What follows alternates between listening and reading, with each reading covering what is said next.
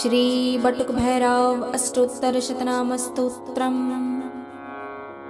वन्दे बालं स्फटिकसदृशं कुन्तलोल्लासिवक्त्रं दिव्यकल्पैर्नवमणिमयैः किङ्कणीनुपुराढ्यैः दीप्तकारं विशदवदनं सुप्रसन्नं त्रिनेत्रं हस्ताब्जाभ्यां बटुकमनिशं शूलदण्डोदधानम्।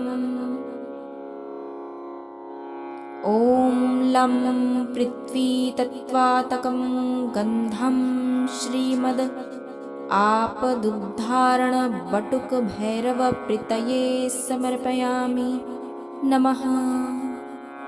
ॐ हं आकाशतत्त्वातकं पुष्पं श्रीमद् आपदुद्धारणबटुकभैरवप्रीतये समर्पयामि नमः। ॐ यं वायुतत्त्वातकं धूपं श्रीमद् आपदुद्धारणबटुकभैरवप्रीतये घ्रापयामि नमः। ॐ रं अग्नितत्त्वातकं दीपं श्रीमद् आपदुद्धारणबटुकभैरवप्रीतये निवेदयामि नमः। ॐ सं सर्वतत्त्वातकं ताम्बूलं श्रीमद् आपदुद्धारणबटुकभैरवप्रीतये समर्पयामि नमः। स्तोत्रम्।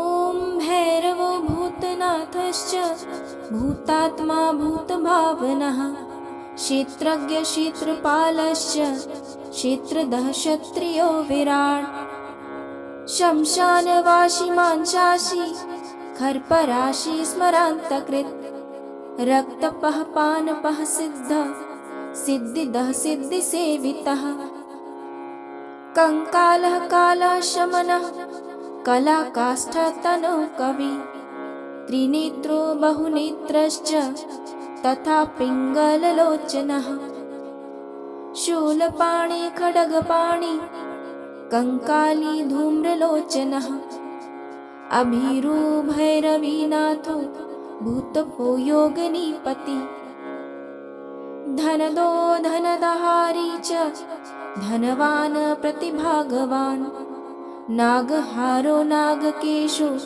व्योमकेशः कपालभृत् कालः कपालमाली च कमनीयः कलानिधि त्रिनेत्रोज्ज्वलन्नेत्रस्त्री शिखी च त्रिलोकभृत् त्रिवृत्ततनयोडिम्बः शान्तः शान्तजनप्रिय बटुको बटुवेशश्च खट्वाङ्गवरधारकः भूताध्यक्ष पशुपतिर्भिक्षुकः परिचारकः धूर्तो दिगम्बरः शौरी हरणीयः पाण्डुलोचनः प्रशान्तः शान्तिदः शुद्धः शङ्करप्रियबान्धवः अष्टमूर्तिनिधीशश्च ज्ञानचक्षुस्तपोमयः अष्टाधार षडाधार सर्पयुक्तः शिखीशखः भूधरो भूधराधीषु भूपतिर्भूधरात्मजः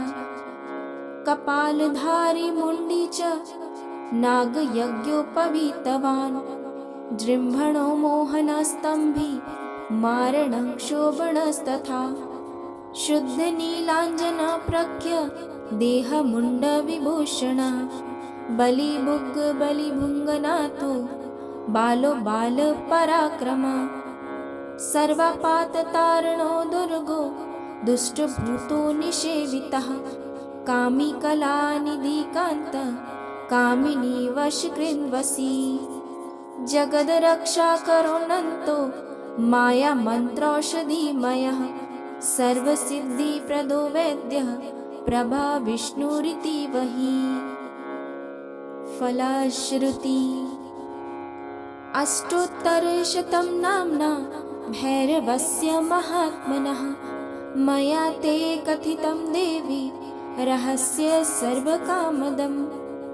य इदं पठेत स्तोत्रं नामाष्टशतमुत्तमं न तस्य दुरितं किञ्चिन्न च भूतभयं तथा न शत्रुभ्यो भयं किञ्चित् प्राप्नुयान् मानवः क्वचित् पातकेभ्यो भयं नैव पठेत स्तोत्रमतः सुधी मारिभये राजभये तथा च राज्ञिजे भजे अतपातिके भये चैव तथा दुःस्वप्नजे भजे बन्धने च महाघोरे पठेत स्तोत्रमनन्यधी सर्वप्रशम्याति भयं भैरवकीर्तनात्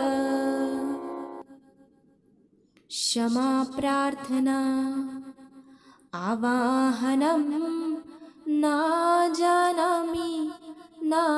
जानामि विसर्जनं पूजा कर्म न जानामि क्षमस्व परमेश्वरं मन्त्रहीनं क्रियाहीनं भक्तिहीनं सुरेश्वरं मया यत् पूजितं देव परिपूर्ण तदस्तु मे।